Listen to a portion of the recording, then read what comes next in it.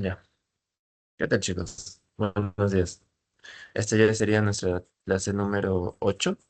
De esta semana van a hablar todo lo que van a ser fármacos para el corazón o bueno, que se usan en el sistema cardíaco. En esta clase, bueno, la que me toca a mí, me va a tocar hablar sobre los inotrópicos. Me va a tocar hablar sobre los que se usan en la angina, los fármacos en la angina y los antiarrítmicos. Así que esta clase es más o menos larguita. Son 3 partes. Y vamos a tener 2 descansos, ¿sí? Según cada tema. Pero bueno, vamos a ir viendo. Así que ya, vamos a ir comenzando. Ya, vamos a comenzar con el tema de inotrópicos. Es el tema que más preguntan y es el tema por el cual la gente falla más directamente. Cuando hablemos de un inotrópico mismo o cuando hablemos de inotropismo, nos vamos a referir siempre a lo que es la capacidad intrínseca del corazón para bombear con más fuerza. ¿Ok? Es como que le hace un impulso para el corazón para que directamente no tenga una contracción normal, sino que lo haga de forma más fuerte, ya sea porque el músculo está cansado o bueno, por X motivos. Así que un inotrópico, un fármaco inotrópico, vamos a conocerlo como aquel fármaco que va a cambiar o modificar la fuerza de contracción del músculo cardíaco. Existen 2 tipos de inotrópicos, los positivos y los negativos. Principalmente se usan los positivos. Los negativos no tanto. Cuando hablamos de inotrópico positivo nos referimos a un inotrópico que aumenta la fuerza de contracción del músculo. Y esto tiene una relevancia con 3 principales factores, ya que la contractibilidad del músculo va a depender tanto de la entrada de calcio, va a depender de la liberación de calcio del sistema retículo, del sistema no, el retículo sarcoplasmático y va a depender de la interacción entre actina y miosina, de esos 3 factores. Entonces, el inotrópico positivo va a modificar cualquiera de estos 3. Normalmente el más simple de modificar es que aumente la cantidad de iones de calcio. ¿Ok? Ese es el más habitual, el que se usa casi siempre, normalmente. Entonces, el inotrópico va a buscar siempre aumentar el calcio y su principal uso clínico o terapéutico, pues directamente es cuando un corazón está cansado. ¿En qué casos tenemos un corazón cansado? Pues en una insuficiencia cardíaca, posterior a un infarto. em, También tenemos patologías restrictivas como amiloidosis, muchas veces, donde el corazón forma placas y no es capaz de contraerse por él mismo. Entonces tenemos un corazón rígido en esas patologías más que todo. Y bueno, el inotrópico negativo directamente es aquel que disminuye la contracción. Va a disminuir la entrada de calcio o bueno, tiene receptores directos, los cuales estimulan una disminución en la contracción. ¿En qué casos principalmente se usa? El más usado, el más visto es hipertensión. No hay muchos más. Se puede hablar de eh, angina también, porque la angina es una patología en donde no le llega el suficiente oxígeno a tu corazón, no el que debería, principalmente. Entonces, en este proceso de angina, tenemos que disminuir lo que es la fuerza de contracción para disminuir el oxígeno que usa y para poder satisfacer o bueno, poder hacer de que el oxígeno que llega, el poco oxígeno sea suficiente para eh, no tener este cuadro de angina. Ya. Esta es la fisiología directamente de la contracción cardíaca de forma simple o de forma explicada. Acá tengo una imagen más bonita, pero a mí me gusta explicarlo así. Ya. Comenzamos con el potencial de acción. El potencial de acción nace de las 4 fases, pues, ¿no? No, de las 5, de la fase 0 a la fase 4. Pero acá la fase que nos importa es la fase 2, porque en la fase 2 es donde verdaderamente va a entrar el calcio. Entra el calcio hacia nuestras moléculas, ¿ok? Y esto lo va a hacer dependiente a canales dependientes de voltaje, o el más conocido, el canal de calcio tipo L. Canal tipo L. Ya. Una pequeña cantidad de calcio extracelular entra a nuestra célula y dentro de la célula va a viajar a lo que es el retículo sarcoplasmático.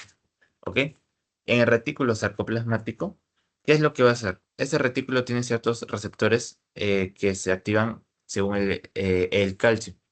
Normalmente este calcio que entra no es suficiente para dar una buena contracción. Es un calcio que está en cantidades mínimas, pues. Entonces, buscamos una mayor cantidad de calcio en la célula. ¿Y de dónde la célula saca calcio? De este retículo. ¿Sí?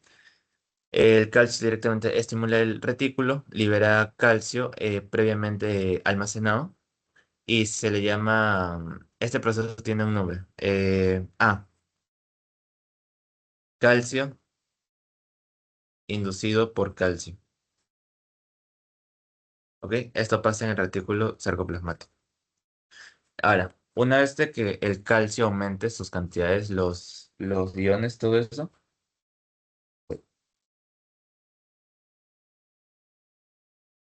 ya. Aumente iones de calcio, esa ahora sí donde va a tener una relación o va a tener una acción con lo que es la troponina C. Hay varios tipos de troponina, pero la que nos importa ahorita es la C. Cuando la troponina C se une al calcio, previamente descrito y liberado, la troponina C lo que va a hacer es encargarse de liberar a la tropomiosina o va a interactuar con ella. Va a formar un complejo troponina y tropomiosina. Lo que va a hacer es liberar a lo que es actina y miosina. Prácticamente se puede decir de que,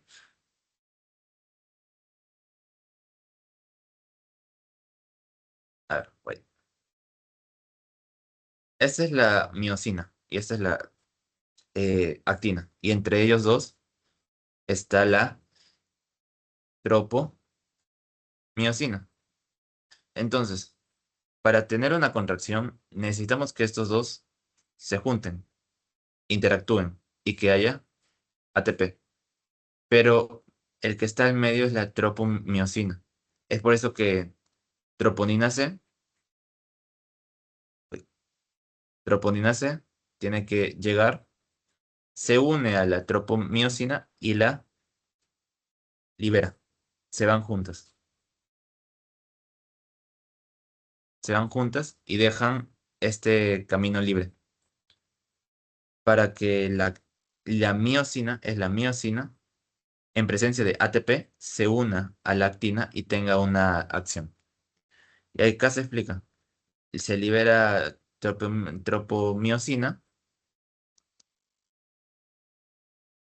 ya, se libera tropomiosina y es aquí en donde la miosina directamente, en presencia de ATP o cargada de ATP, es la que se va a unir a la actina. Y una vez unido a la actina, pues directamente va a producir lo que es la contracción muscular. Este proceso ya es la contracción muscular.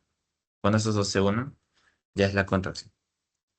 Y ya al fin de la contracción, para que un músculo no pueda estar contraído todo el tiempo. Así que va a haber un fin de la contracción, que sea por fosfolambán y por el receptor cerca.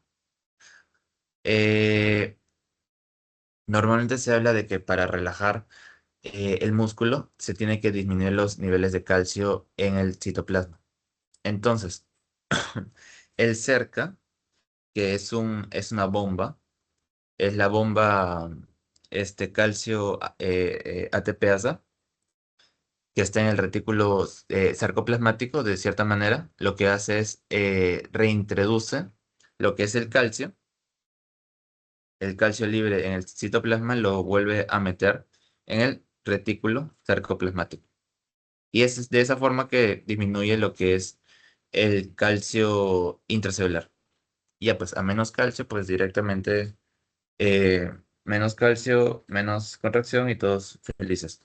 El fosfolambán es el que regula el cerco. ¿Ok? Cuando hablamos de que el fosfolambán Está desfosforilizado. Desfosforizado. Hablamos de que inhibe al receptor cerca. Y cuando el fosfolambán está fosforilado, hablamos de que estimula o libera al receptor cerca. Y ya, pues si el cerca se encarga de meter calcio. Ya, hasta acá estamos bien, te creo yo. Ahora, hablemos de qué es un inotrópico ideal. Bueno, los inotrópicos son los que modifican la fuerza de contracción, pero no todos los fármacos que modifican la fuerza de contracción son, o bueno, claro, son la mejor, es el mejor fármaco que hay, esa es la palabra. ¿Sí? Tiene que cumplir ciertos requisitos. Mínimo cuatro. Estos cuatro son mínimos para poder decir que son indispensables. Ok, ya. Primero está la no taquicardia. Tenemos que tener un fármaco que no produzca taquicardia. ¿Por qué, José? No quiero que haya taquicardia si es que mi cuerpo le falta bombear oxígeno. Lo que pasa con la taquicardia es que, a diferencia del inotropismo, la taquicardia o el tronotropismo, que también se conoce, es que aumenta el consumo de oxígeno. ¿Sí? En taquicardia normalmente el corazón usa más oxígeno. Y al usar más oxígeno, pues directamente no tiene sentido que le des un inotrópico que aumenta el oxígeno, porque por más de que estés administrando más sangre al resto del cuerpo, tu corazón mismo se está cansando más. Y al cansarse más, pues no hay lógica, pues. No hay lógica de que le estés dando un fármaco que haga que tu corazón se canse. Vamos a hablar de la acción prolongada. Directamente, ¿por qué pensamos que estos fármacos tienen que tener acción prolongada? Principalmente por la terapia. Muchos de estos fármacos o muchos de estos agentes se usan en terapias, bueno, en terapias de largo plazo. Por ejemplo, donde más yo he escuchado es que los inotrópicos se usan posteriormente a un infarto de miocardio. Ustedes saben que en infarto de miocardio, pues directamente hay muerte de célula cardíaca y posterior a esto, a los 2 meses, sí, a los 2 meses comienza a ver lo que son depósitos de fibrina. Esos depósitos de fibrina no se contraen, pues, o sea, se pierde la musculatura cardíaca y es por eso que tu corazón se vuelve más débil. Es por eso que también buscamos una terapia o un fármaco que tenga una acción larga y para que el paciente no esté tomando pastillas y para que no tenga esta comorbilidad de forma tan marcada. Hablamos de un efecto vasodilatador también. ¿Por qué? Porque tenemos que tener una poscarga más leve, de cierta forma. Si tenemos una poscarga o una resistencia vascular periférica leve o disminuida, pues el bombeo de la sangre va a ser más rápido. O bueno, más eficaz. No es lo mismo que bombee un corazón sano a una presión normal a que un corazón sano bombee cuando el paciente tiene una hipertensión. Normalmente tiene que vencer más fuerzas o más resistencias adversas. ¿Sí? Y por último es el luisotrópico, este sí es un efecto más actual que se habla. El luisotrópico es un efecto que lo que busca es que el miocardio se relaje de mejor manera o que aumente el periodo de relajación. José, ¿cómo hago que mi corazón se relaje más tiempo? Simple. Hacemos que la diástole sea un poco más efectiva, con una mayor llegada de sangre, o podemos aumentar la duración de la diástole, ya que en la diástole es la etapa donde el corazón se nutre, tanto de sangre oxigenada y por esto, pues, tenemos un corazón más relajado. Ya. Ahora, los inotrópicos se dividen en cuatro grandes grupos, ¿ok? Esta imagen es del Goodman y lo divide principalmente en cuatro grupos, y son los cuatro grupos que vamos a ver ahorita también. El primero son los inotrópicos que aumentan, no, disminuyen la salida de calcio principalmente. Los que van a disminuir la salida de calcio, que son los glucósidos cardíacos. ¿Ok? Ese es mi primer tipo de fármaco. Disminuyen la salida de calcio. ¿Para qué disminuyen, José? Para que haya mayor cantidad de calcio en la célula. Tenemos el segundo, que es el inhibidor de fosfodiesterasa 3. O en términos más generales, hablamos de que aumenta la entrada de calcio. Acá tenemos otro que son las catecolaminas, también que aumentan la entrada de calcio. Aumentan la entrada de calcio. Pero esto es a través de los receptores. Receptores arenérgicos que ya han visto en su primera parte. Los inhibidores de fosfodiesterasa principalmente lo que hacen es inhiben una enzima llamada fosfodiesterasa 3. Esta enzima lo que se encarga es bloquea, no, degrada a AMP cíclico. Degrada, degrada a AMP cíclico. Y este AMP cíclico, su función principal está en aumentar el calcio. Entonces, si tú inhibes o si tú bloqueas desintegras esta AMP cíclico, vas a disminuir también lo que es la entrada de calcio. Y por último, no por último, tenemos los sensibilizadores de calcio. ¿Ok? Cuando hablamos de un sensibilizador de calcio, vamos a hablar principalmente de que es un fármaco que aumenta lo que es la unión entre troponina C, ¿ok? Aumenta la afinidad con troponina C para que directamente disminuya o no, o aumente las uniones entre miosina y actina. Esa es la lógica. Y hay un cuarto fármaco, porque acá vimos, ambos son el mismo de acá. Acá ese sería uno, ese sería dos, ese sería tres. Y el cuarto es que el que recién se está averiguando un poco. No hay ¿cómo se llama? Tanta información sobre esta parte de los fármacos, pero son los activadores de la miocina. ¿Ok? Acá directamente el fármaco ya no busca aumentar el calcio, no busca aumentar una molécula para que el calcio se libere o que entre más o que haya una mejor afinidad mediante una troponina, no. Los activadores de miocina, como su propio nombre dicen, van a activar la miocina directamente, haciendo de que mejore lo que es la actividad cardíaca para que aumente la fuerza de contractilidad. La actividad cardíaca y aumente la fuerza de contractilidad. O también conocido como el inotropía positivo. Ya. Ahora sí vamos a hablar de cada familia de fármacos, que son cuatro. En este caso vamos a hablar de cuatro. Vamos a comenzar con los glucósidos cardíacos. ¿Ok? Los glucósidos cardíacos, o también llamados los digitálicos, son fármacos que van a provenir de una planta, y es de ahí de donde tiene su nombre. Van a provenir de la digitalis purpurea, o hay una digitalis también que tiene un nombre, pero la más famosa es la purpurea, diría yo. ¿Ok?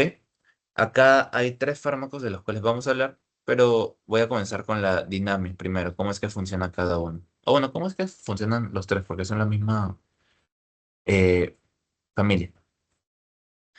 Ya, lo que hacen los digitálicos, de forma simple, van a inhibir la bomba sodio-potasio, ¿ok? O la ATPasa. Inhiben ATPasa directamente, ¿ok? Esto hace de que haya una mayor cantidad de sodio intracelular, porque la ATPasa, recuerden, está descrita en la fase 4 de la contracción. Entonces, acá, el digitálico viene y me inhibe esto. ¿De qué se encargaba ATPasa? De liberar 3 moléculas de sodio y meter 2 moléculas de potasio. En este caso no. Uy, en este caso no. Como va a estar bloqueada, va a haber una acumulación de sodio y vamos a tener potasio libre. ¿Ok? Pero lo que me importa es esto, este sodio. ¿Sí? Porque este sodio acumulado va a hacer de que falle otra bomba que se conoce como la bomba eh, sodio-calcio, que es la NCX, también conocida. Lo que normalmente hace esta bomba es saca potasio, saca un potasio, saca un potasio y mete 3 moléculas de sodio. ¿Ok? Pero en esta condición, como hay una mayor cantidad de moléculas de sodio ya dentro de tu célula, hay una mayor cantidad de moléculas de sodio, pues esta bomba no va a funcionar tan bien, porque no puede meter tanta cantidad de sodio porque ya hay mucha cantidad de sodio en tu célula. Y es por eso de que el calcio va a tender a acumularse. ¿Ok? El calcio tiende a acumularse porque esta bomba de sodio y calcio falla. Es el chiste. Es lo simple, diría yo. ¿Qué puse acá? A ver, ya lo mismo.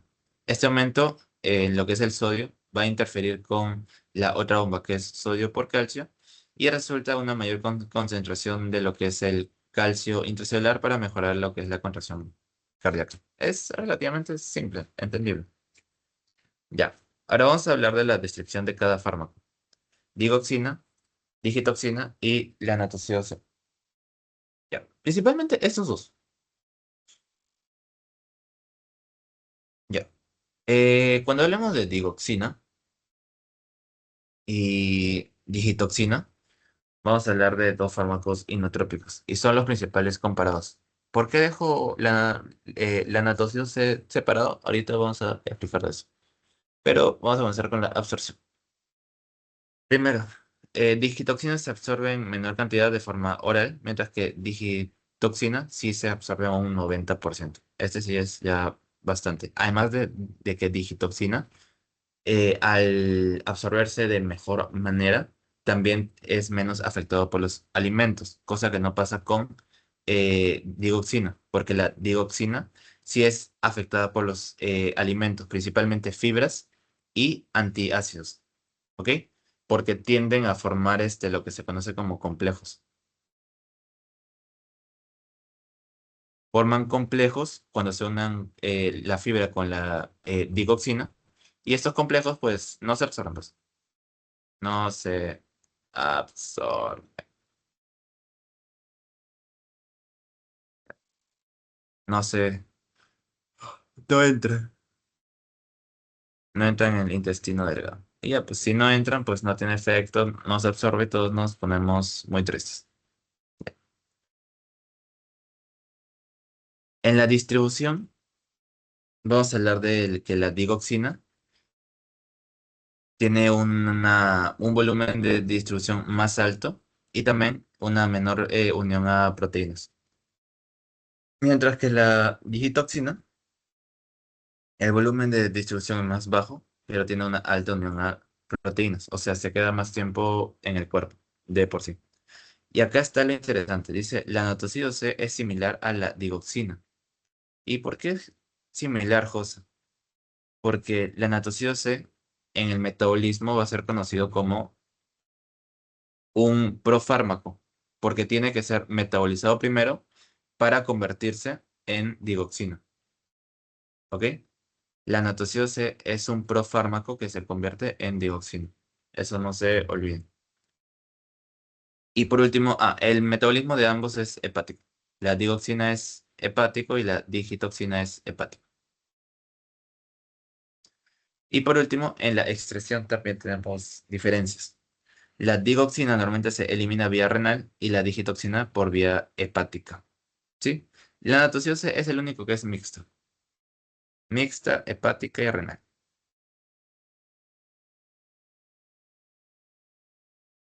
Ya, ahora sí. Vamos a hablar de los efectos que les van a hablar en su clase. Los cuatro principales efectos positivos o efectos terapéuticos que se buscan, o sea, los efectos que tú más buscas. El primero y el más obvio, tiene inotropismo positivo porque ya vimos de que aumenta el calcio dentro de la célula.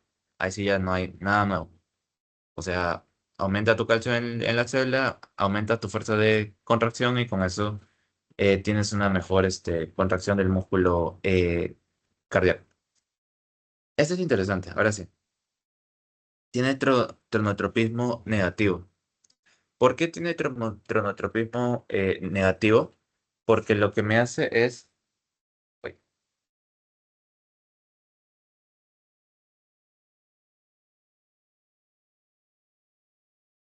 ya. Tiene tronotropismo negativo porque lo que hace es estimula lo que es el nervio vago. Ustedes saben de que el nervio vago de cierta manera es parte del sistema parasimpático, ¿verdad? Hay una estimulación vagal. Esta estimulación de la parte parasimpática lo que hace es disminuir lo que es o bueno, suprime las eh, impulsos eléctricos dados por el nódulo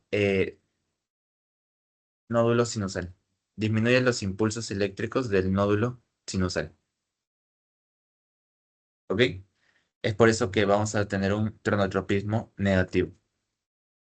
Hay un dromotropismo negativo también. ¿Por qué? Es la misma lógica que el trono. Al haber una estimulación vagal, cuando hablemos de dromotropismo, vamos a hablar de una disminución de la velocidad de conducción. Así que al aumentar el estímulo vagal, como disminuimos por obvios motivos el nódulo sinusal por la parte parasimpática, se va a ver reflejado también en la disminución de la velocidad de los impulsos nerviosos que se va a ver. Que también es por esta parte de la disminución del nódulo sinusal. ¿Ok? Y por último tenemos el vasomotropismo. Es el más peligroso, diría yo, porque el vasomotropismo se asocia mucho a lo que es la excitabilidad. Aumenta excitabilidad. Y José, ¿por qué aumentan la excitabilidad? Porque recuerdan que les dije que hay un aumento no solo de calcio, sino de sodio.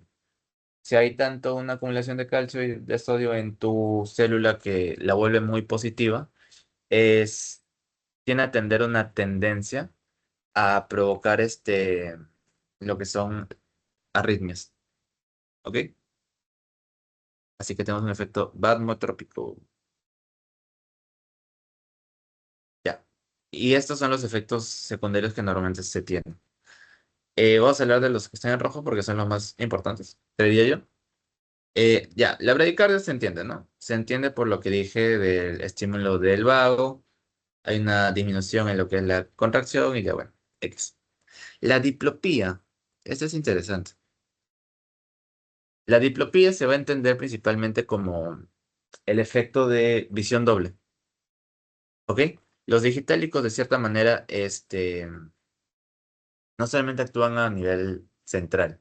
No, no solo actúan a nivel cardíaco. También pueden llegar a lo que es la retina. ¿Ok? Y al llegar a la retina, pues produce una cierta toxicidad. Y esta toxicidad se refleja en una visión doble. Este principalmente es síntoma de algo tóxico, de un efecto tóxico por una dosis mal administrada. Y por último, vamos a hablar del vigenismo. El vigenismo es un tipo de arritmia, ¿ok? Cuando hablamos de vigenismo, cuando hablan de vigenismo, van a hablar de que principalmente tienes un latido normal, ¿ok? Tienes una frecuencia normal pero está seguido principalmente por extrasístoles, ¿ok? Tienes latidos normales, pero hay una extrasístole de vez en cuando, y esto es producido porque tu fármaco es muy vasmotrópico. Así que esta excitabilidad de la célula pues me va a producir mis extrasístoles.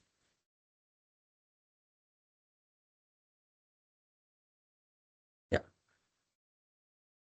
seguimos. Catecolaminas. Ya, ya hablamos de las catecolaminas. Mira, lo han visto durante todo su primer examen, pero no voy a hablar de todo de las catecolaminas, no creo que sea necesario. Únicamente voy a referir a que las catecolaminas pues son, ¿cómo decirlo? Compuestos orgánicos de una molécula que tiene una estructura en común, ¿ok? Tiene un núcleo catecol, que es un anillo bencénico con dos grupos de hidroxilo, y unido a esto tiene una cadena lateral con un grupo amino. Son estas dos estructuras únicas que me va a permitir llamar una catecolamina como eh, catecolamina. Es simple. Vamos a unir tanto el catecol como la amina, y en base a esto tienen otras características, pero todas estas se denominan catecolaminas. Y a ver, cuando hablamos de catecolaminas en el sistema inotrópico o en el sistema cardíaco, lo que buscamos directamente siempre que nuestro punto de acción o nuestra referencia sea el receptor B1. B1 adrenérgico. Es el que nos da nuestro inotropismo positivo. ¿Sí?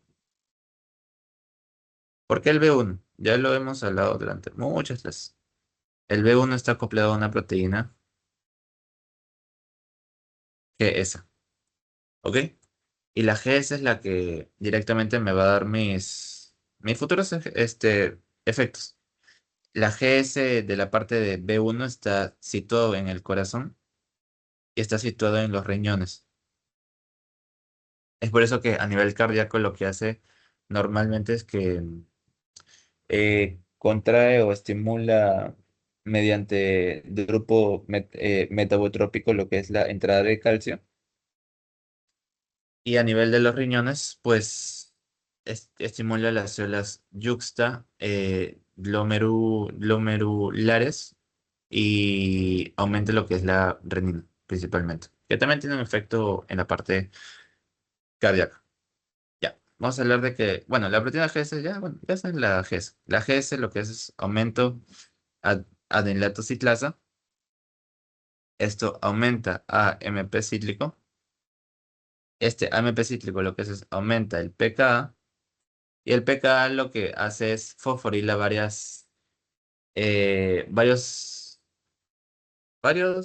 ¿cómo decirlo? Varios organismos o moléculas importantes que me van a producir una mayor entrada de calcio.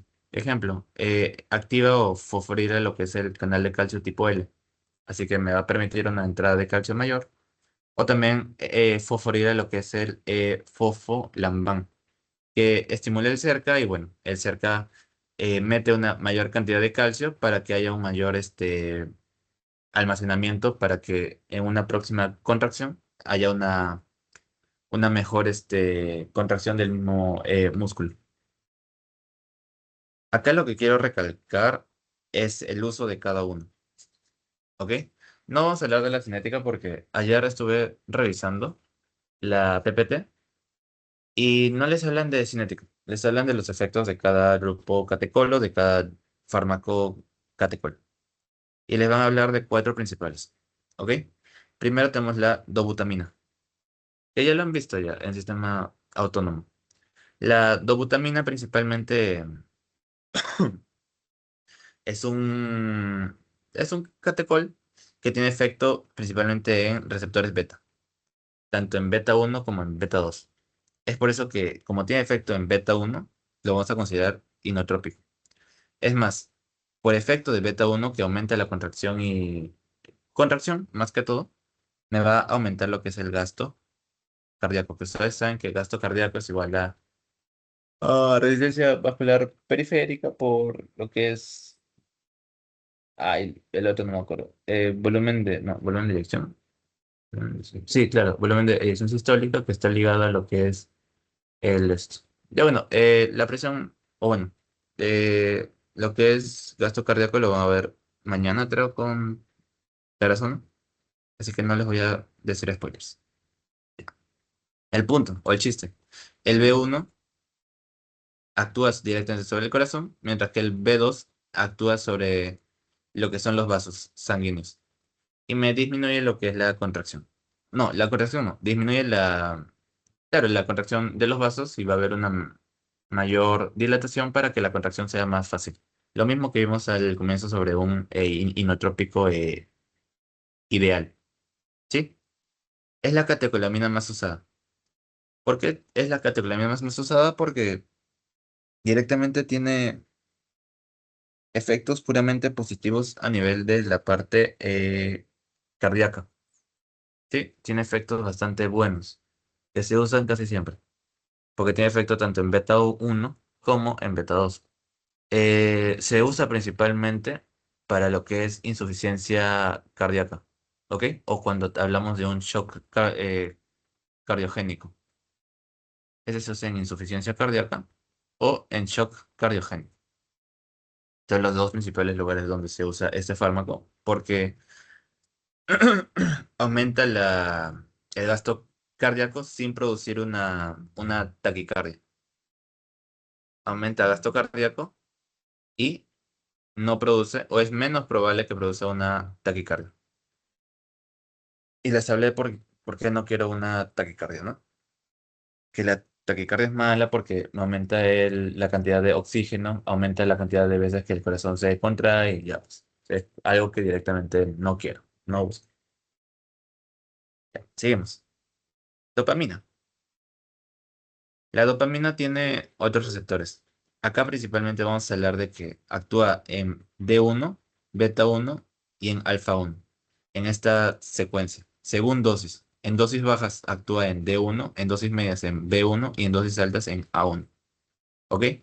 D1, la característica principal de D1 es que es un diurético. ¿Ok? Es un diurético, el D1. Tiene una parte renal bastante importante. Ya, el beta 1 lo mismo que les hablé. Aumenta lo que es el inotropismo, pero este B1, además de aumentar lo que es la contracción, aumenta también la frecuencia cardíaca, que es algo que no queremos, pero bueno, se tiene que tener en mente ese efecto. Y el alfa 1 tampoco es un efecto que quiero, porque este aumenta lo que es la contracción de los vasos. Y si aumenta la contracción de los vasos, pues aumenta lo que es la postcarga. Es un efecto que tampoco quiero. ¿Sí?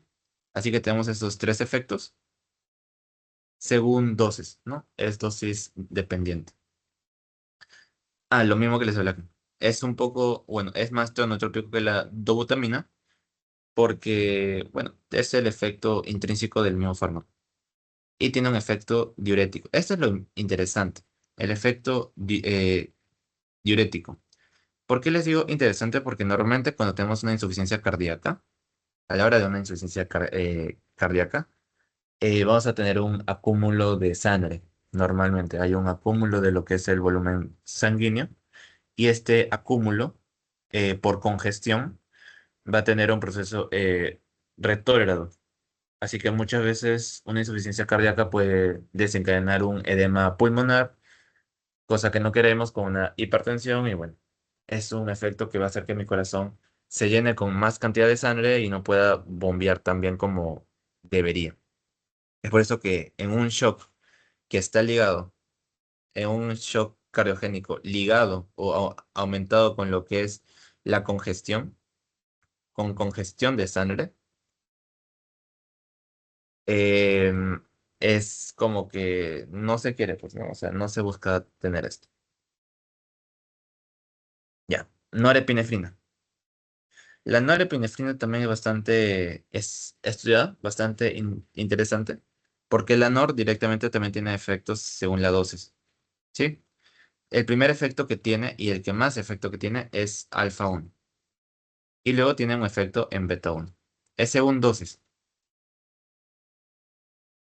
José, si tiene efecto alfa 1 es malo, ¿no? Claro, es malo, porque no me da mi dilatación que yo quisiera.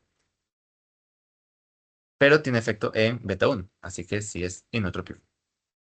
José, entonces, ¿por qué usaría NOR? No le veo el chiste. El chiste está en que me aumenta la presión arterial y me aumenta la frecuencia. Y al mismo tiempo tiene un aumento de lo que es el inotropismo. Pero este efecto de beta 1 solamente se da a dosis elevadas. ¿Ok? ¿Y en qué casos yo uso NOR? Normalmente uso NOR cuando hablo de un shock hipovolémico. ¿Ok? Cuando tenemos un shock hipovolémico, normalmente, tenemos una pérdida de sangre. ¿Ok? Así que para evitar esa pérdida, lo que hacemos es contraer los vasos en la parte periférica y disminuir lo que es la pérdida, pues, la pérdida de sangre directamente. ¿Sí? Por eso tenemos nuestro efecto alfa 1. Disminuye lo que es la pérdida de sangre y al mismo tiempo mejora la contracción cardíaca.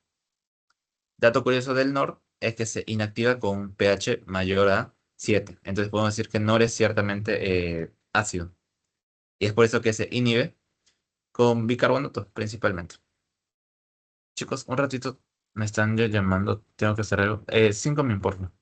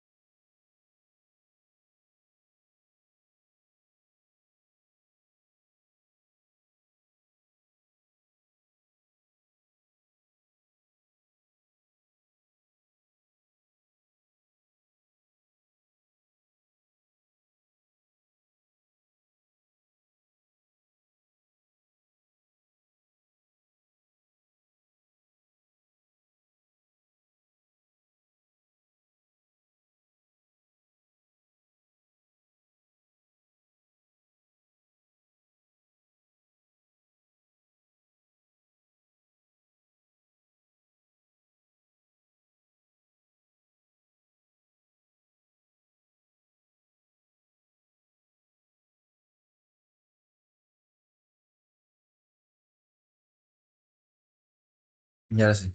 Perdón, chicos. Tuve que resolver algo. Ya. En lo que nos quedamos. Estamos hablando de. Ah, ya. Hablé de NOR. Ya. Ahora EPI. EPI se caracteriza porque activa todos los fármacos, no, todos los fármacos, todos los receptores al mismo tiempo. ¿Ok? Alfa uno, alfa 2, B1 y B2. Pero el efecto principal que queremos, ya les dije, es en B1 y es en B2. Así que cumple los criterios para ser un inotrópico. Normalmente se dice que a dosis bajas, ¿sí? A dosis bajas activa B2, ¿ok? Que es lo que es la dilatación tanto del músculo liso en la parte vascular como en la parte de lo que es el músculo liso ah, de la parte pulmonar, de los bronquios, normalmente. Y esto es importante. Pero ahorita lo explico. Y también tenemos efecto en B1, que este sí es a dosis más altas, ¿ok? Que me causa efecto en el corazón, principalmente. Y predomina lo que es la vasoconstricción. Ya. Ahora, como tiene efecto tanto B1 y B2, va a depender mucho de la dosis, normalmente. Como buscamos un efecto B1 principalmente, vamos a buscar dar dosis altas siempre. Si damos dosis altas, pues esta dilatación de los vasos se anula. No se tiene esta dilatación de los vasos. Y es por eso que predomina lo que es el aumento de la presión arterial, predomina lo que es el aumento de la frecuencia cardíaca y predomina lo que es el gasto eh, cardíaco. ¿Cuándo usamos EPI? El EPI se usa principalmente cuando hablamos de un shock anafiláctico. Porque en un shock anafiláctico lo que pasa es que se cierran tus vías aéreas, no puedes respirar por una misma sobrecontracción de lo que es el músculo pulmonar. ¿Ok? Así que buscamos esta dilatación en este músculo para que el paciente pueda volver a respirar. Normalmente difiere con la NOR porque se inactiva con un pH ácido. ¿Ok? Así que podemos decir que EPI de cierta forma es un poco más básico y la NOR es un poco más ácido. ¿Ok? Por eso que cuando se juntan un complejo más básico, es como que se ioniza y pierde su efecto, tanto NOR como EPI. Seguimos chicos, porque la clase de hoy es larga, bastante larga. Ya, ahora sí, hablemos de los inhibidores de fosfodiesterasa 3, que principalmente es la milrinona. De la milrinona siempre van a hablar siempre. Ya, vamos a ir comenzando con la dinamia, que es lo que más importa ya en esta parte de la clase. Ya, los inhibidores de fosfodiesterasa 3, también conocidos como los inhibidores de PDE3, normalmente lo que me hacen es aumentan el AMP cíclico. Y es simple, pues, de entenderlo, porque la fosfodiesterasa 3, la acción normal de la fosfodiesterasa 3 es degradar lo que es el AMP cíclico. Fosfodiesterasa 3 lo que hace es, güey, creo que está acá. Ya creo que no es, no, sí está. Acá la tengo. La fosfodiesterasa 3 inhibe este AMP cíclico, ¿ok? Lo inhibe y lo convierte en AMP. Pero este AMP cíclico es importante para la contracción. Es por eso que buscamos inhibir esta fosfodiesterasa 3 para que haya mayor cantidad de AMP cíclico y con una mayor cantidad de AMP cíclico aumentamos la contracción. Es relativamente simple. El efecto directo en la contracción es que al aumentar fosfodiesterasa 3, lo que hace es una mayor entrada de lo que es el calcio y hay una mayor relajación del músculo liso vascular. O sea, tenemos vasodilata. ¿Ok? Tenemos un efecto luisotrópico y tenemos un efecto inotrópico. ¿Ok? Acá tenemos el luisotrópico. Y tenemos los tres efectos, que acá están. Ah, ya. Cinética no van a ver mucho en esta parte, porque el doctor ya no le importa mucho la cinética, solamente cómo es que actúa y los efectos que tiene cada uno. Porque como les dije en la clase de ayer, este examen, o bueno, este segundo examen son más casos clínicos. Entonces tienes que distinguir qué fármaco le das y qué fármaco no le das. Bien, el efecto de estos inhibidores de fosfodiesterasa 3 siempre va a estar ligado a algún aumento de AMP cíclico. Y ya explicamos por qué. Porque inhibe el encargado de degradar el AMP cíclico, que es la fosfodiesterasa 3. Así que todo efecto que esté ligado con AMP cíclico es lo que se va a dar. Hay tres principales efectos. Lo mismo, efecto luisotrópico. Cuando hablamos de luisotropismo, hablamos de que aumenta la relajación del músculo cardíaco, la parte del ventrículo, principalmente en la diástole, ¿no? Normalmente cuando se aumenta el AMP cíclico, acelera lo que es la recaptación de calcio a la hora de la bomba cerca. Si aumentamos la recaptación de calcio, pues tenemos un músculo liso que se relaja de forma más rápida, ¿sí? Porque no hay tanto calcio en la parte ya celular y a mayor cantidad de calcio, pues me produce mi relajación. Es por eso que el luisotrópico es un efecto explicado porque aumenta la recaptación. El AMP cíclico aumenta la recaptación de calcio, ¿ok? A nivel del retículo y claro, del retículo sarcoplasmático. Ya. Tiene un efecto vasodilatador potente directamente, porque también el AMP cíclico actúa tanto en la parte de la arteria como en la parte venosa principalmente. Pero la que nos importa es la parte arterial. En la parte arterial principalmente me va a disminuir lo que es la postcarga, haciendo que la contracción sea más eficaz. Hay una menor rigidez en las arterias y con esto pues un mayor o un mejor flujo que se pueda tener. Y por último, tenemos el efecto inotrópico, pues, el que se tiene directamente por el aumento de calcio. Tenemos el efecto inotrópico. Y ya les hablé, pues, ¿no?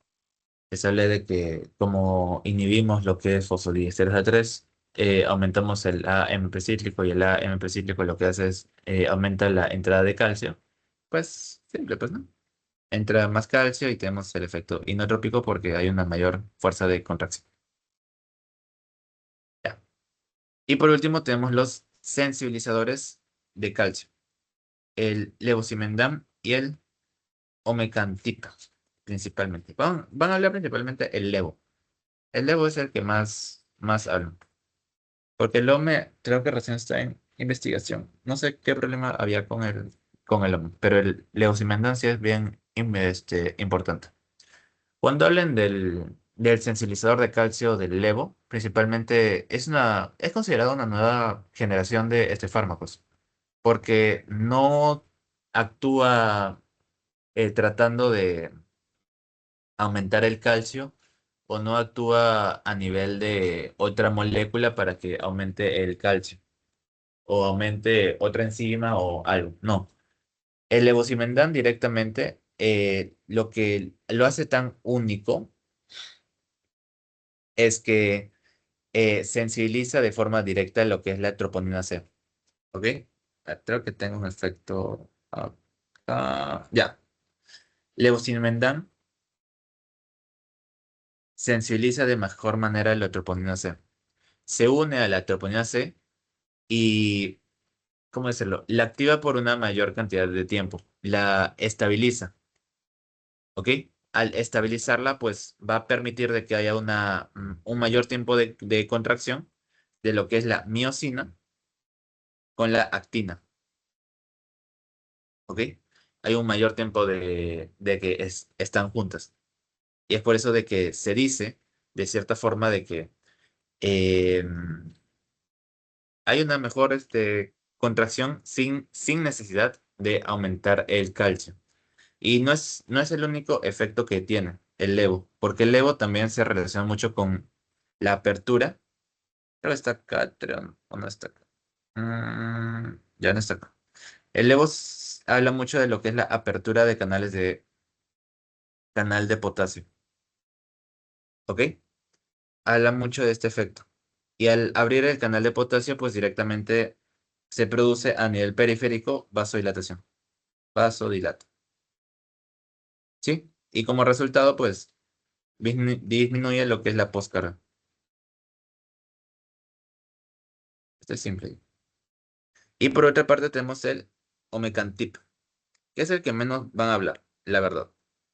El omecantip es característico porque se encarga de estimular la miocina de forma directa, ¿ok? La estimula. Ese es el único término que nos dijeron en nuestra clase. Se une, se une a la miocina y la activa por más tiempo. Es por eso que acá tienen la imagen que tienen acá. Ya. Estos dos fármacos, como ya vimos, son inotrópicos. Principalmente el levo, ¿ok? Siempre cuando hablen de sensibilizadores van a hablar del levo. Principalmente es inotrópico por el efecto en troponina C y es vasodilatador porque me abre el canal de potasio, lo que me produce una vasodilatación. Pero acá lo que me importa es el efecto que tiene, el efecto antiaturdimiento. O sea, ¿qué es el efecto antiaturdimiento? Normalmente se usa levo luego de que el corazón haya pasado por un periodo de aturdimiento, un periodo de paro cardíaco o un periodo de depresión cardíaca, ¿ok? Dado por una isquemia. Entonces, normalmente cuando tenemos una isquemia global en lo que es el corazón, ya sea por un paro o por algo, hablamos de que el corazón sea aturdido. Entonces, vamos a tener una función cardíaca más débil y de cierta forma la maquinaria cardíaca va a estar dañada por un tiempo, ¿no? Entonces, si el corazón está dañado por un tiempo, suele ser incapaz de generar un buen gasto cardíaco y suele ser susceptible a lo que son cambios, no cambios no, suelen ser susceptibles a lo que son las arritmias, ese es el término. ¿Ok? Porque va a haber una mayor concentración de calcio, una mayor concentración de iones ligados a isquemia, que el principal ion ligado a daño en isquemia es el calcio. Te de que hay otro más, pero no me acuerdo ahorita. Entonces el corazón va a ser susceptible a tener varios fallos, ¿no? Varios fallos. Entonces la solución es dar un fármaco que no me aumente más este calcio, ¿no? Este calcio aumentado que ya tiene por la isquemia. Tenemos que dar un fármaco que use todo el calcio que ya está dentro de la célula producto a esta isquemia. Y el principal,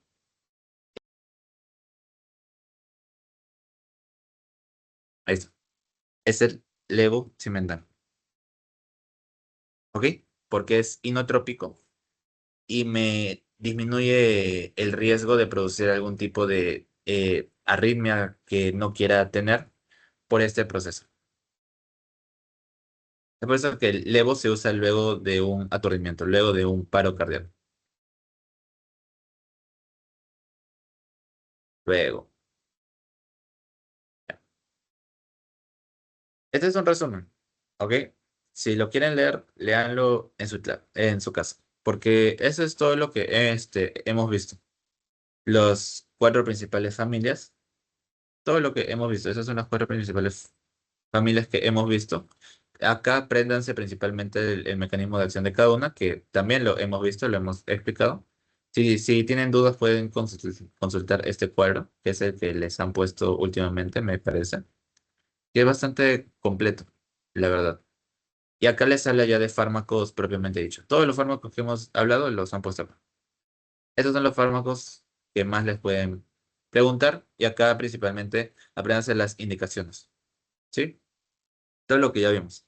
Shock séptico, shock anafiláctico, un shock cardiogénico ligado a lo que es insuficiencia cardíaca, un shock cardiogénico ligado a una insuficiencia aguda, mirrinona principalmente una descompensada.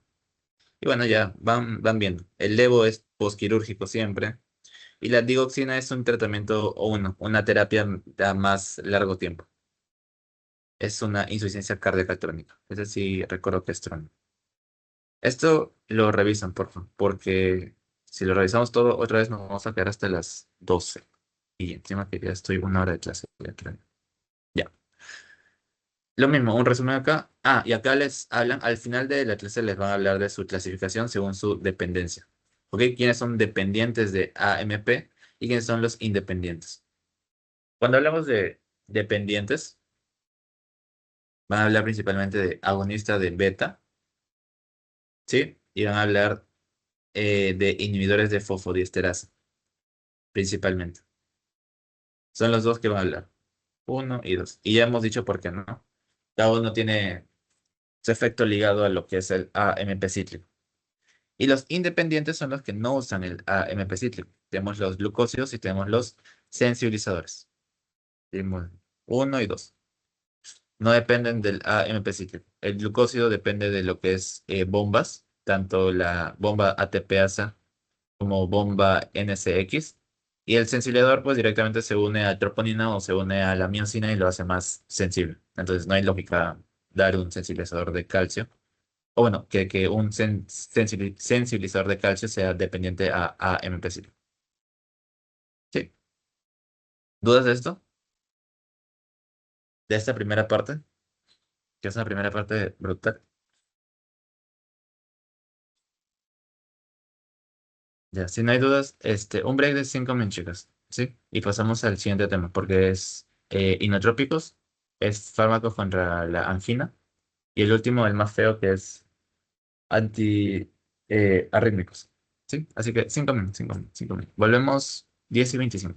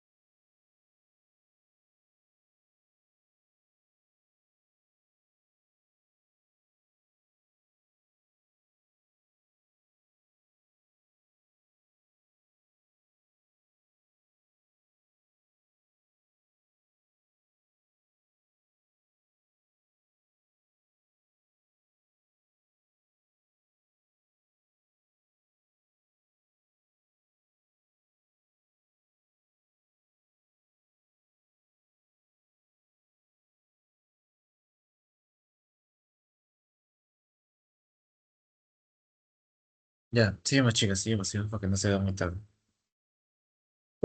Ya, de por sí, los dos temas que vienen, que son contra la angina y los antiarrítmicos, los preguntan en menor cantidad. El tema que sí preguntan bastante es el de arriba, así que tuvieron que haberlo entendido. Pero bueno, ya, X, X. Ya, vamos a hablar de lo que es la angina, principalmente de pecho. Vamos a comenzar hablando de la angina, ¿ok? Cuando hablemos de angina, nos vamos a referir a un término médico, no una patología, ¿ok? Es un síntoma, de cierta forma. Claro, es un síntoma de una enfermedad cardíaca que ya el paciente tiene. Se asocia con lo que es falta de oxigenación del miocardio. Es por eso que el cuerpo, bueno, el miocardio reacciona con un dolor intenso en la zona, en la zona precordial, principalmente. ¿Ok? Es un dolor intenso y se puede asociar con falta de aire, sudoración, náuseas, pero todos estos efectos siempre son provocados porque hay un aumento de demanda de oxígeno y la distribución o el oxígeno que se da es bastante poco. Es por eso que se da la angina. Y está muy ligado a lo que son placas ateroescleróticas, que son placas, como ven acá, que disminuyen mi flujo cardíaco en un mayor al 70%. ¿Ok? Y principalmente está asociado a placas, bueno, a placas, a una enfermedad llamada la aterosclerosis. Entonces, en esta parte vamos a buscar fármacos que me aumenten este flujo, ¿ok? Que aumenten este flujo para que no tengamos esta disminución de oxígeno y no produzca una isquemia, un daño de por sí.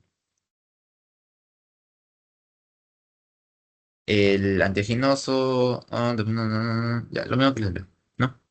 Ah, vamos a hablar de tipos de angina, que no creo que les pregunten, pero nunca está de más. Ya. La angina estable o de esfuerzo siempre se asocia a que aparece cuando hay un esfuerzo físico. ¿Ok?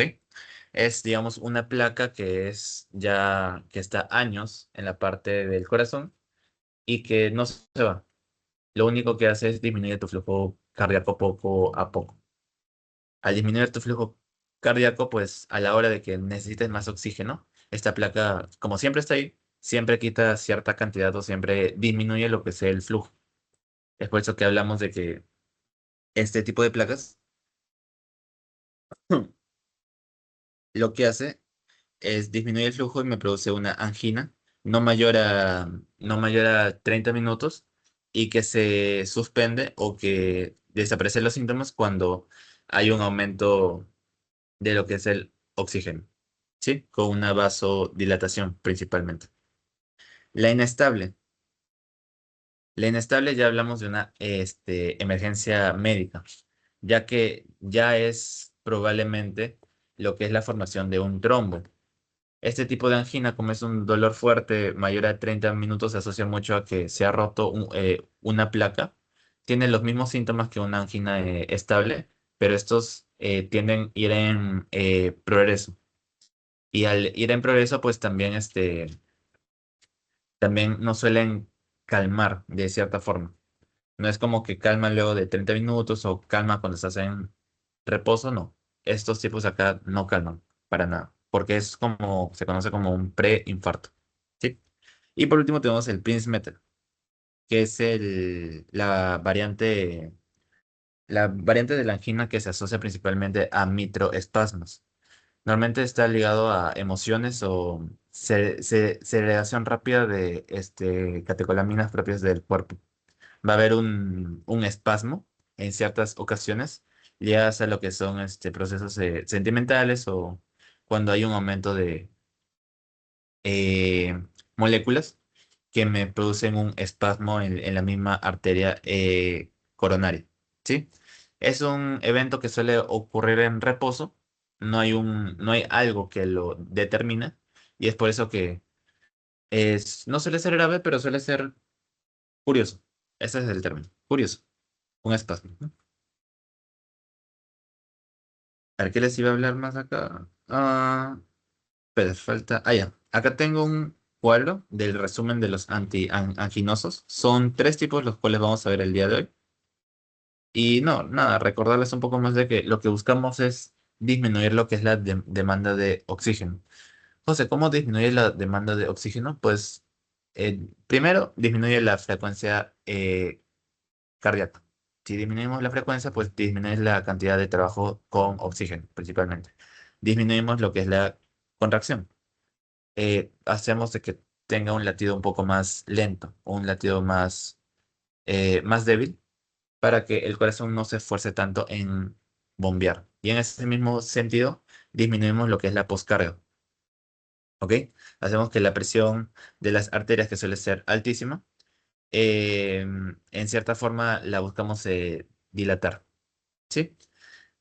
Y a la hora de hablar de reducir la demanda de oxígeno, principalmente vamos a estar hablando de los beta bloqueadores, que son fármacos que me disminuyen la demanda de oxígeno.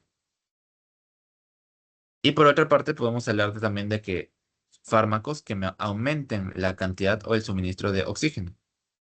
Están los nitratos y están los antagonistas de calcio. ¿Ok? La acción principal de ambos es aumentar la oferta. ¿Cómo aumentamos la oferta? Pues directamente hacemos un proceso de dilatación, principalmente. Tanto los nitratos como los antagonismos de calcio lo que buscan es bloquear el calcio que entra a nivel de músculo liso vascular para dilatar estas arterias. ¿Ok? Así que hay dos mecanismos de acción. Este es aumenta flujo de calcio. No, flujo de oxígeno. Ya, vamos a ir avanzando. Ya, vamos a hablar primero de los nitratos, que es lo más fácil, lo que más se usa, lo que siempre van a ver en sus prácticas y siempre es lo que más se usa, es lo de primera línea. Cuando hablemos de nitratos, vamos a hablar de que son fármacos, ya dije, vasodilatadores. Son los más importantes, ¿por qué? Porque tienen una acción rápida y pueden aliviar un ataque agudo de angina. ¿Ok? Hay una comparación de nitratos con nitritos. ¿Ok? El que se usa principalmente es el nitrato. ¿Y por qué? Porque el nitrato es una molécula, es esta molécula que está acá. ¿Ok? Y esta principal molécula se administra y lo que hace es, el mecanismo de acción es que se administra y cuando se administra tiene una conversión. ¿Ok? Tanto el nitrato como el nitrito lo que hace es que se convierten en óxido nítrico. ¿Ok? Y al convertirse en óxido nítrico, lo que hace principalmente es que produce una dilatación prominente, tanto en la parte arterial como en la parte venosa. Así que me produce también lo que es una disminución de la precarga. Y al disminuir la precarga, pues tenemos menor sangre que eh, ad- eh, ad- administrar al cuerpo. Disminuimos lo que es la precarga y disminuimos lo que es la contracción del músculo liso. ¿Sí? Así que de cierta manera, al disminuir la precarga, hacemos que el corazón ya no trabaje tanto. Sí, porque disminuimos el volumen y disminuimos la contracción, el flujo de los vasos principalmente. ¿Sí? Es el principal chiste. Y el nitrato se usa porque es el que se une más rápido. No, no es el que se une más rápido, es el que tiene un mayor efecto en la parte cardíaca, principalmente. ¿Sí? ¿Se comprende? Y el nitrito, ¿cuál es la diferencia con los nitritos principalmente? Con el NO2. Principalmente el nitrito suelen ser fármacos que se metabolizan muy rápido, ¿ok? Así que estos ya son demasiado cortos. Suelen tener un efecto muy corto, un efecto muy rápido y un efecto corto, ¿ok? No me produce, sí me produce dilatación, pero no es la dilatación que yo quisiera, la verdad. Es el mismo mecanismo de acción, solamente que el nitrito está más asociado con lo que es este. Bueno, acá no está. está más asociado a lo que es el uso por intoxicación por cianuro, ¿ok? Van a leer eso en su clase Teo. El nitrito, principalmente como es rápido y como es de acción corta, lo van a usar cuando tienen una intoxicación por cianuro, ¿ok? ¿Por qué? Porque el nitrito lo que hace es induce la formación de una hemoglobina, que es la metal hemoglobina. Metal hemo, ¿ya? Este metal hemoglobina lo que hace es que se une a lo que es el cianuro y disminuye su toxicidad. ¿Ok? Es el principal chiste. Ya. ¿Qué más podemos hablar? Del nitrito. Bueno, ya hablamos del mecanismo de acción, ¿no? Dilata, que es el efecto principal. Se convierte en óxido nítrico. Relaja lo que es el músculo cardíaco. Disminuye lo que es la precarga, también lo hablamos. Y... ya. Vamos a hablar de que en esta contracción o esta dilatación principalmente, vamos a hablar de que dilata a dosis bajas, ¿ya? Y dilata la parte venosa a menor dosis. Es por eso que a menor dosis tenemos un efecto de precarga negativo. Pero cuando la dosis es alta, tenemos una dilatación alta, vamos a hablar de una dilatación arterial. ¿Ok? Eso sí es importante. Ya, seguimos. Ahora vamos a hablar de los beta bloqueadores, que es el que más se habla principalmente, pero es el fármaco que también ya lo han visto bastante. O sea, vamos a recordar más que todo, no vamos a hablar de todos o bueno, de cada uno de forma específica. Ya, cuando hablamos de beta bloqueadores, no sé si se acuerdan en Autónomo, hay beta bloqueadores selectivos y beta bloqueadores no selectivos. El doctor lo divide en generaciones. Habla de la primera generación, que principalmente son los no selectivos, que es propanolol principalmente. Esta es la generación uno, primera generación, cosa que ya no se usa mucho, la verdad. El que se usa son los cardioselectivos, ¿ok? Tanto el meto como el bisoprolol son los que más se van a usar porque tienen un efecto preferente tanto en beta uno más que en beta 2, ¿ok? Así que van a tener un mejor acierto en lo que es la parte cardíaca.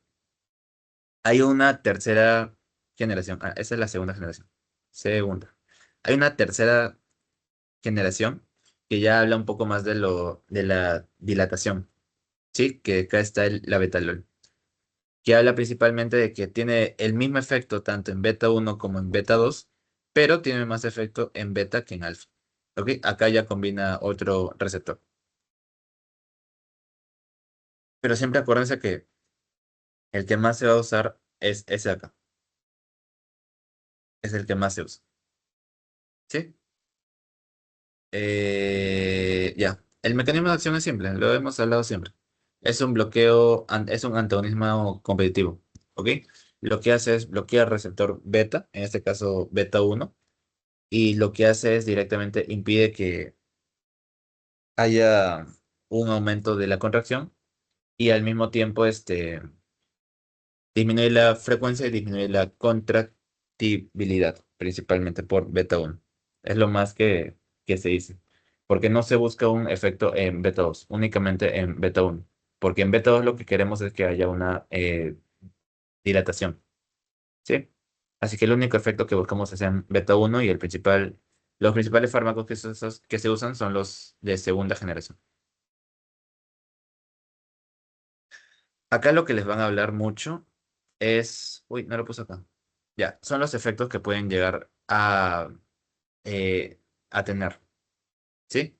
Todos los efectos que se puedan ocurrir son los que les van a hablar bastante, pero no les suelen preguntar ya los efectos de los beta, porque es parte ese tema es prácticamente parte del sistema autónomo. Y si les llegan a preguntar sería Raro. No creo que les lleguen a preguntar, pero de cierta forma tienen que acordarse un poco de los efectos bloqueadores de un receptor beta. Sí, les dejo como tarea porque la clase se nos va a hacer muy larga. Ya he visto ya vi la hora ya. Ya. Y acá lo que van a hablar son las contraindicaciones, principalmente. Hay contraindicaciones para usar los beta bloqueadores, ¿ok? Y son dos. Tenemos el proceso de asma y tenemos el proceso de hipotensión, ¿sí? ¿Por qué asma? A ver, el asma está ligado principalmente a un proceso de beta 2, ¿verdad? Entonces, si damos un no cardioselectivo, tenemos cierto riesgo de producir este efecto de una disminución de la relajación del músculo liso en la parte bronquial, ¿sí? Así que hay que tener bastante cuidado en estos casos. Y por último, la hipotensión, pues directamente. Si mi paciente suele tener hipotensiones ya de forma crónica, pues no le vas a dar un fármaco que disminuya mi frecuencia o disminuya mi inotropismo. Pues recuerden que directamente el corazón siempre va a ser el principal mediador o el principal mecanismo regulador de lo que es la presión arterial. Es el primero y es el que más se usa. Cuando hay una caída rápida de la presión, siempre el primero en actuar es el corazón. ¿Sí? Siempre es el primero. Uy, ya. Y ahora vamos a hablar de los antagonismos de calcio. Ese también es importante. ¿Sí? Ya. En antagonismo de calcio, para no ser larga, los antagonismos de calcio son fármacos que van a bloquear canales de calcio tipo L. Sí, eso sí, no se olviden. Bloquea canal de calcio, o no, canal dependiente de un voltaje que sea tipo L. Sí, disminuyen mi entrada de calcio y por eso disminuyen lo que es la contracción. Al disminuir la contracción y disminuir lo que es la taquicardia, pues tenemos una disminución del uso de oxígeno a nivel del corazón, pero también tiene un efecto en la parte periférica, porque también actúa en músculo liso vascular, ¿sí? También actúa en músculo liso vascular. Y a nivel de músculo liso vascular, lo principal que se tiene en cuenta es que vasodilata, ¿sí? Vasodilata y me disminuye la postcarga. Y a nivel del miocardio, pues ya le sale. Disminuye la contracción, el INO, y disminuye lo que es la frecuencia cardíaca. Ya. En la clasificación de calcio antagonistas, que lo van a ver mejor el día de mañana en hipertensión, porque esa clase es directamente para estos fármacos que están acá. Hay dos principales triples. Hay hasta tres, pero el doctor habla de dos. Habla de los dihidropirimidínico, piri, y las ispiridinas, y habla de los no dihidropiridinas. ¿Ok? Normalmente cuando hablamos de los dihidropiridinas, vamos a hablar de todos los fármacos que terminan en dipino. José, ¿qué? Simple. Amlodipino, nifedipino y ya bueno, entre otros. Estos fármacos de los dihidro, del dipino, principalmente tienen un efecto, acuérdense, a nivel de la parte vascular. ¿Ok? Tiene un efecto principalmente vascular. ¿Sí? Porque lo que hacen principalmente es dilata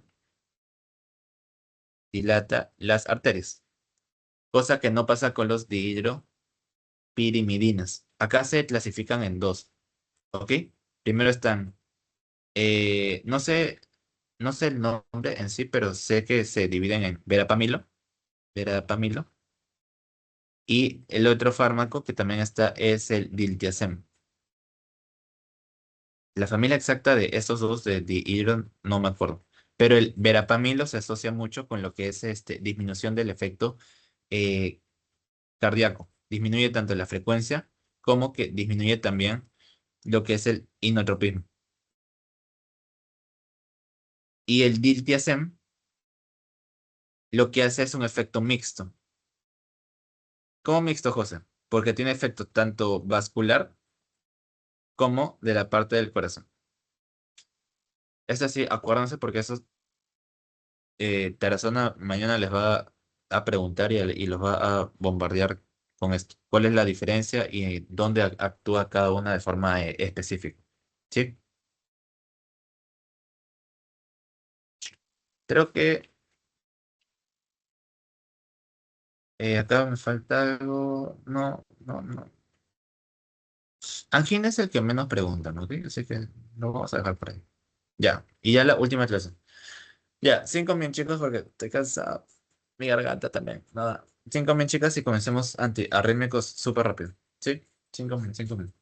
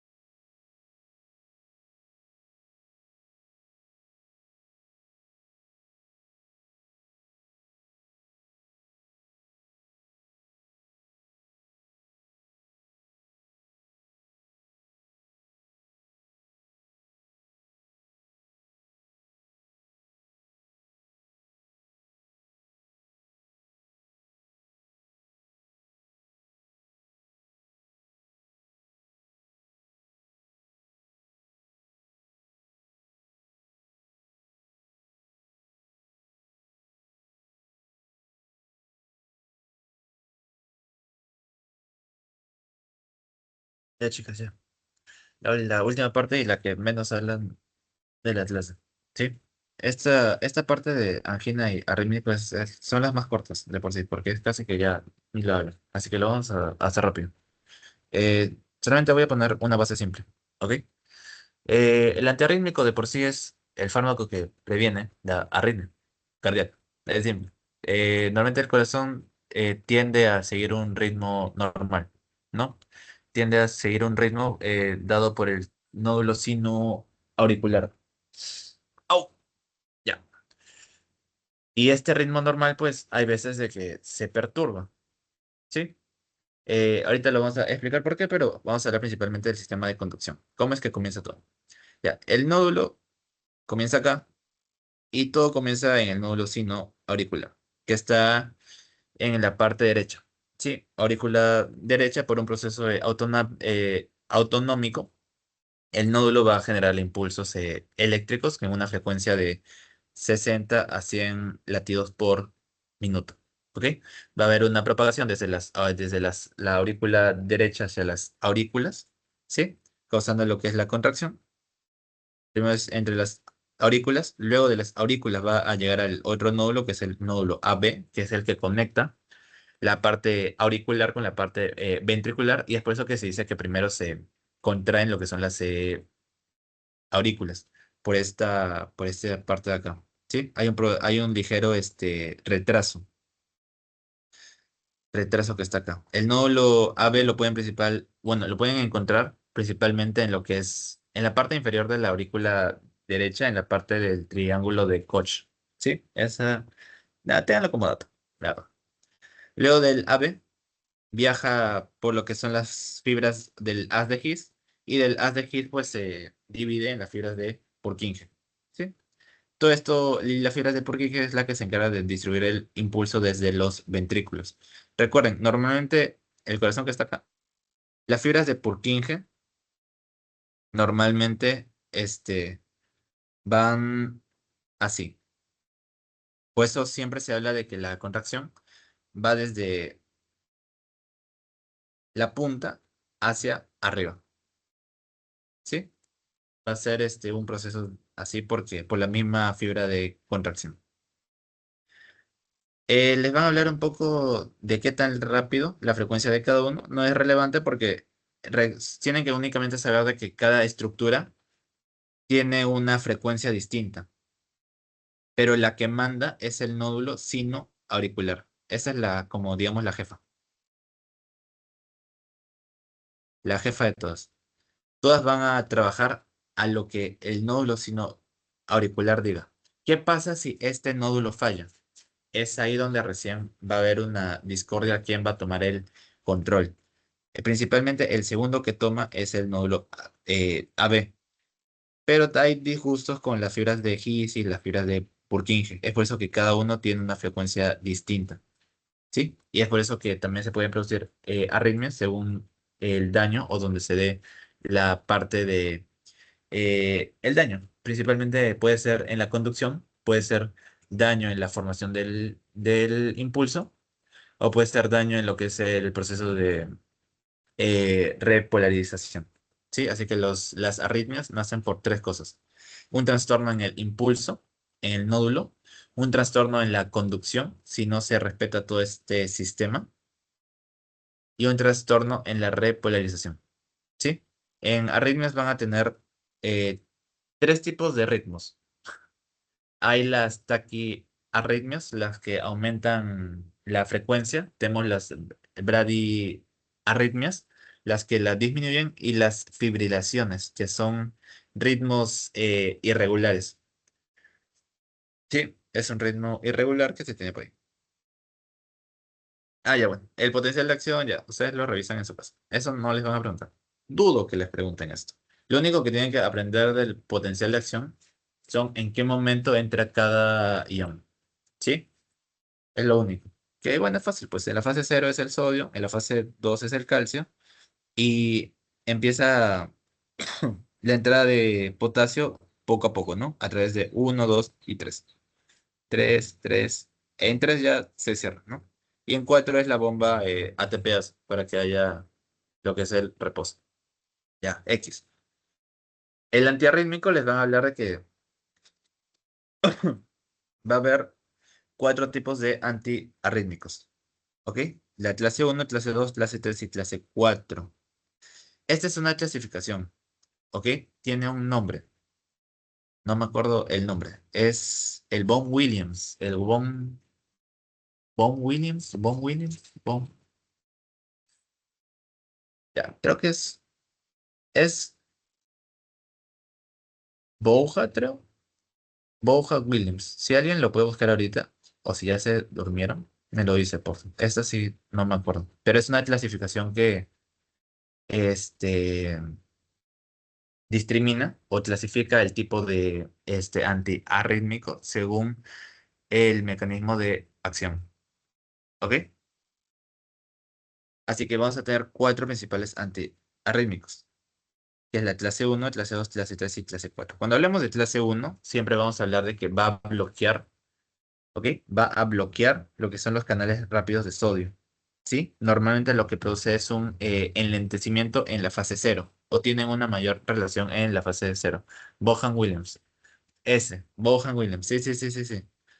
Bohan-Williams. Vamos a escribir acá.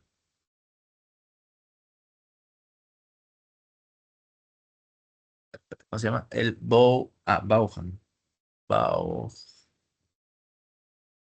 Bauhan-Williams. Ya, ya. Esa es la clasificación, el nombre de la tabla. Ya, sigamos. Ya la clase cero, el principal donde actúa es en la... No, en la clase uno donde principalmente actúa es en la fase cero, a la hora de abrir los que son canales rápidos de sodio. ¿Sí? Van a tener un efecto en esta parte. La clase uno se divide en tres. La uno a uno b y uno c. Ahorita cuando pasemos acá les voy a explicar un poco de los tres. El tipo 2 o la clasificación o la clase tipo 2 son los simpático líticos. ¿Ok?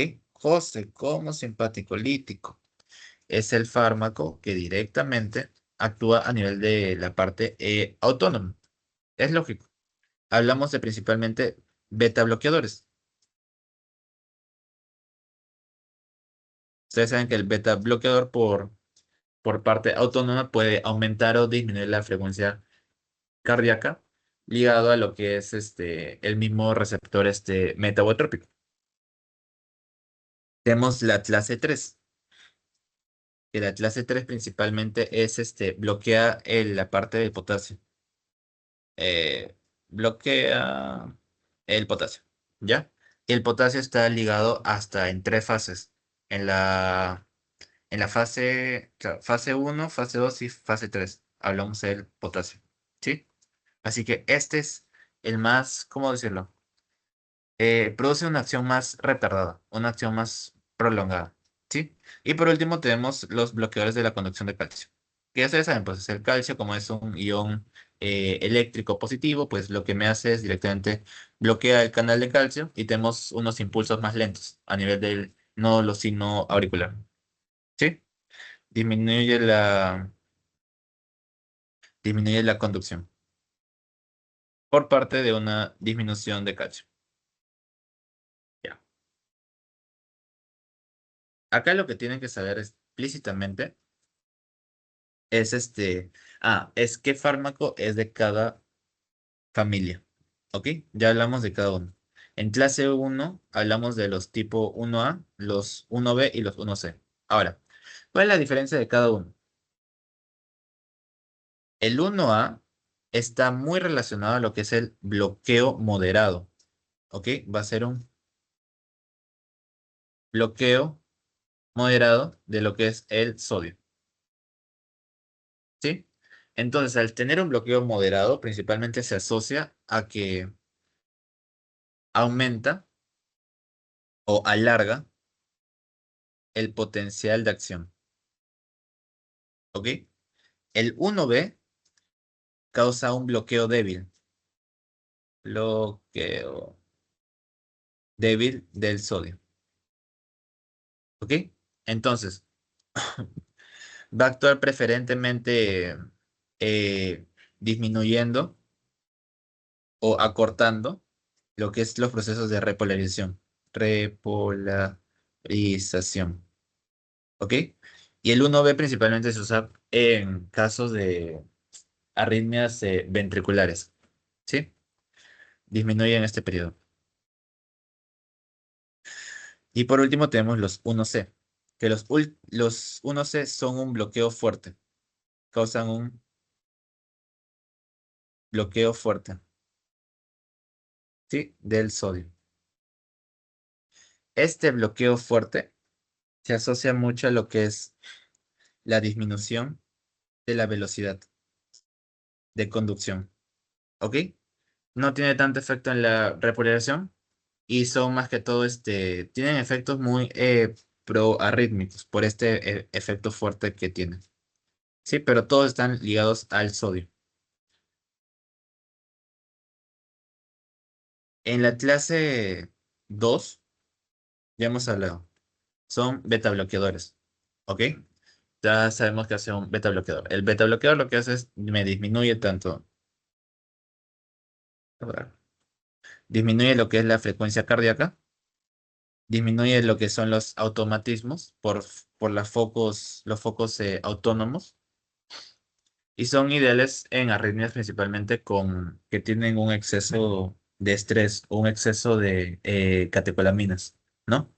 Si tenemos una catecolamina o un aumento de catecolaminas, ya sea NOR, EPI, algo, la clase 2 se usa mucho porque son los mismos bloqueadores de estos receptores. ¿Sí? Autónomos. Auto...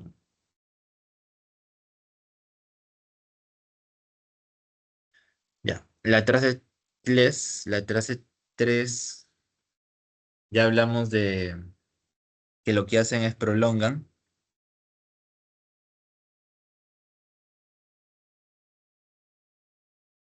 la duración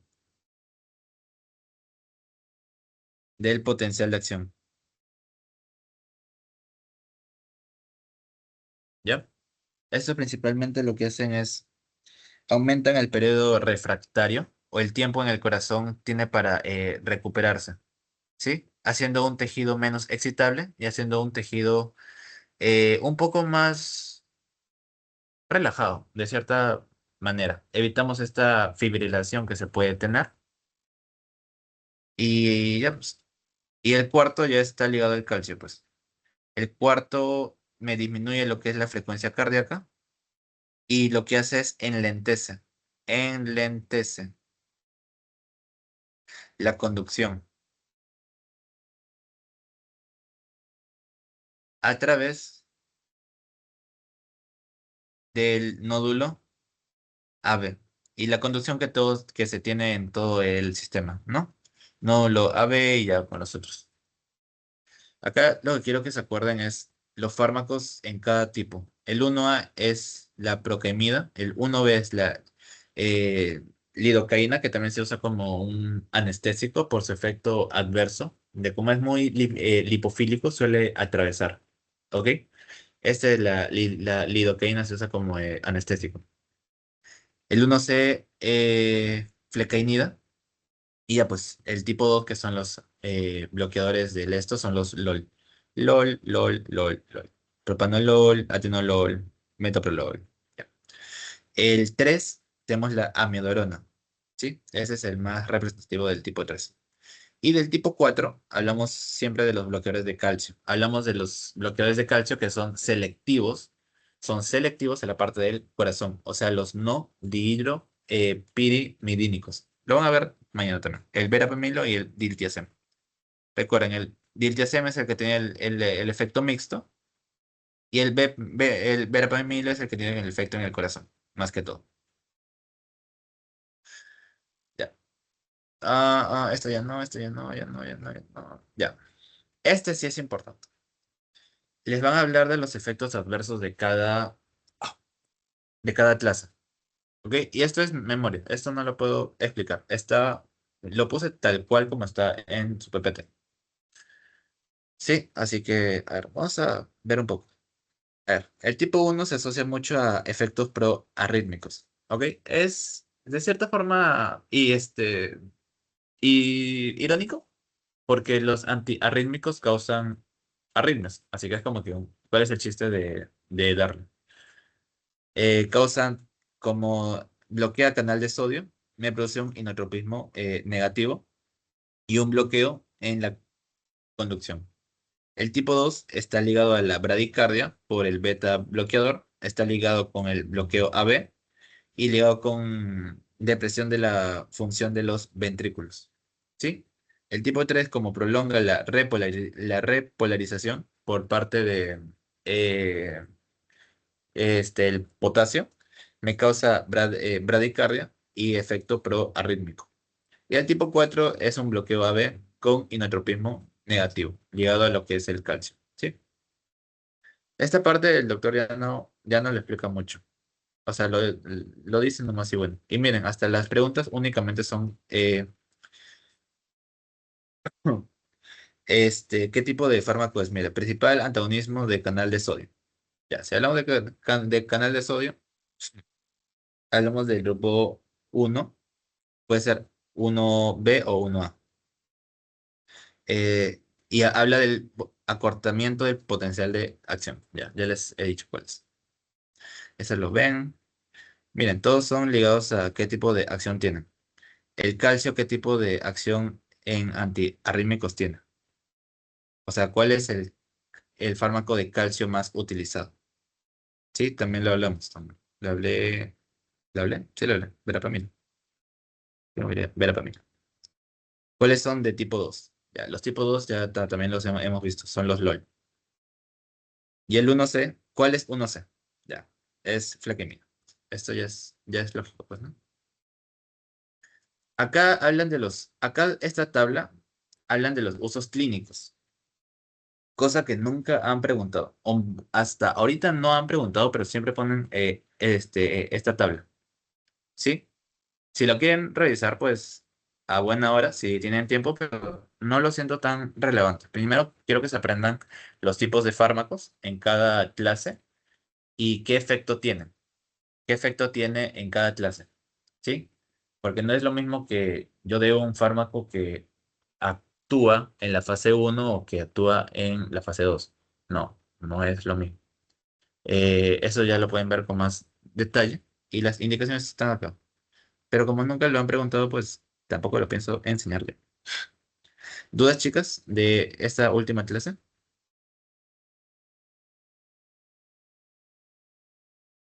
No, ya. Si no, ya las dejo irse, ¿ya? Sí, porque antiarrítmicos, por más de que parezca feo porque es más memoria, el doctor no lo habla mucho. Y las preguntas que hace son bastante directas. O sea, son bastante o qué fármaco es, o qué me produce, o a qué nivel actúa. Y ya, no es tan complicado. El que sí es complicado es inotropismo. Ahí es donde más preguntan cosas más curiosas. Nada, pues chicos, les paso el post y ahí vamos viendo. Sí, voy a terminar de grabar y nos vemos.